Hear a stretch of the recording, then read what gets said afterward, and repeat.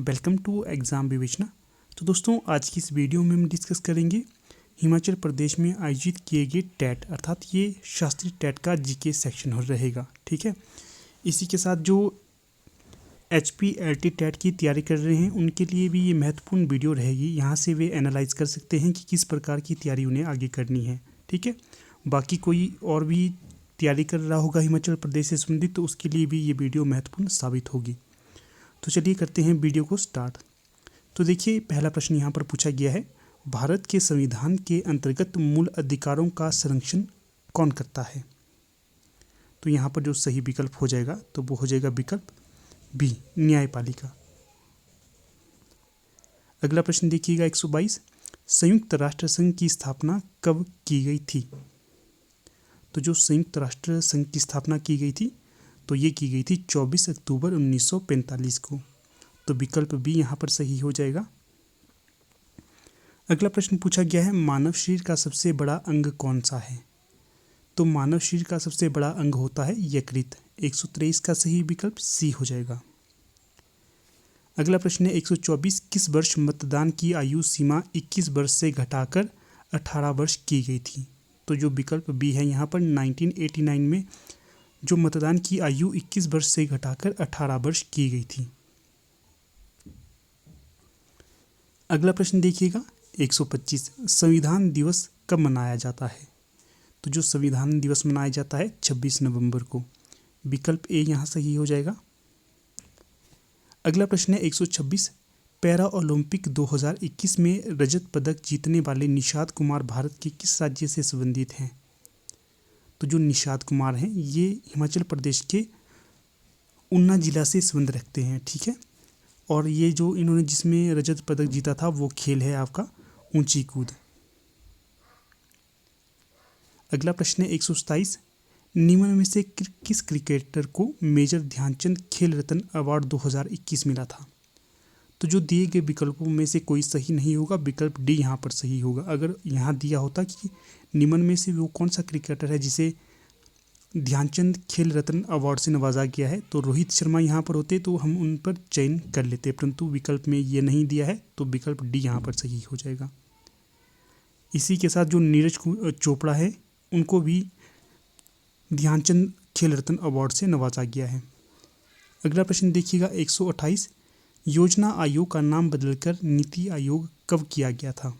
तो ये किया गया था जनवरी 2015। 128 का सही विकल्प यहाँ पर ए हो जाएगा। अगला प्रश्न देखिएगा 129, रणथंभौर राष्ट्रीय उद्यान कहाँ पर स्थित है?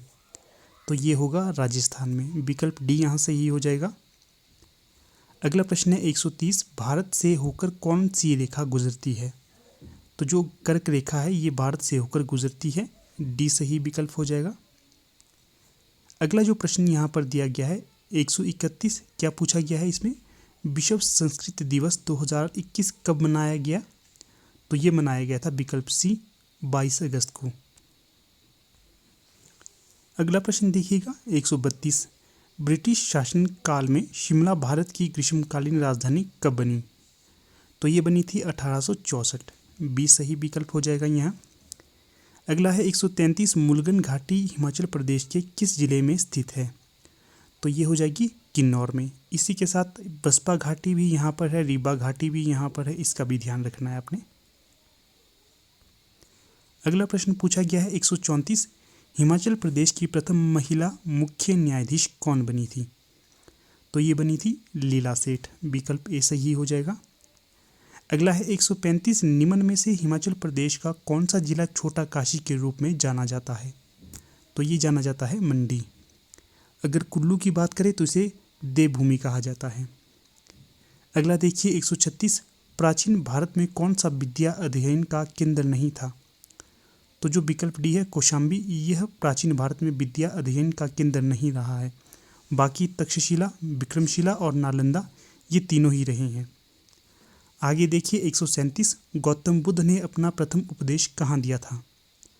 तो इन्होंने सारनाथ में अपना प्रथम उपदेश दिया था। ठीक है, सी सही विकल्प होगा।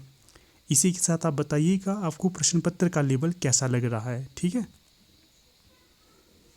अगला प्रश्न है 138, वर्तमान में हिमाचल प्रदेश के चुनाव आयुक्त कौन हैं? तो यहाँ पर जब मित्रों मैंने इसे सर्च किया तो कई जगह अनिल कुमार खांची दे रहे थे और कई जगह राम सुभाग सिंह। तो हम जाएंगे विकल्प ए के साथ, बाकी आप भी कंफर्मेशन दे सकते हैं। अगला देखिए 139, निम्नलिखित में से कौन सा नाटक कालिदास ने नहीं लिखा है? तो जो विकल्प डी है जानकी हरण, ये इनका द्वारा रचित नाटक नहीं होगा, बाकी सभी नाटक कालिदास द्वारा रचित हैं। अगला है 140, सिंधु घाटी स्थल कालीबंगन किस प्रदेश में है? तो जो कालीबंगन होगा ये आपके राजस्थान में होगा, तो विकल्प ए यहाँ सही हो जाएगा। आगे देखिए 141, हिमाचल प्रदेश में अखिल भारतीय आयुर्विज्ञान संस्थान कहाँ पर है, अर्थात एम्स कहाँ पर स्थित है? तो ये हिमाचल प्रदेश के बिलासपुर के कोठीपुरा में बनने जा रहा है, तो सी सही विकल्प हो जाएगा यहाँ। अगला प्रश्न देखिए, राफेल क्या है? तो जो राफेल है ये लड़ाकू विमान है और इसे फ्रांस से खरीदा गया था। अगला प्रश्न है 143, पिन घाटी कहाँ पर स्थित है? तो जो पिन घाटी है ये लाहौल स्पीति में स्थित होगा। अगला देखिए 144, एलोरा गुफाओं का निर्माण किसने कराया था? तो जो एलोरा गुफाओं का निर्माण करवाया गया था राष्ट्रकूटों के द्वारा करवाया गया था। अगला प्रश्न है 15 अप्रैल 1948 को हिमाचल प्रदेश के गठन के समय कितनी रियासतों को मिलाया गया था? तो उस समय जो रियासतों का मिलाया गया था तो ये 30 रियासतें थी, तो 145 का सही विकल्प बी हो जाएगा। अगला प्रश्न देखिए 146, सत्य के साथ मेरे प्रयोग किसकी आत्मकथा है? तो सत्य के साथ मेरे प्रयोग, ये जो आत्मकथा होगी महात्मा गांधी की होगी, विकल्प ए यहाँ पर सही हो जाएगा। अगला प्रश्न देखिए, सांगला घाटी किस जिले में स्थित है? तो ये हो जाएगा आपके किन्नौर में। तो जो किन्नौर से है या घाटियों से संबंधित दो प्रश्न पूछेंगे और दोनों ही किन्नौर घाटी से संबंध रखने वाले थे।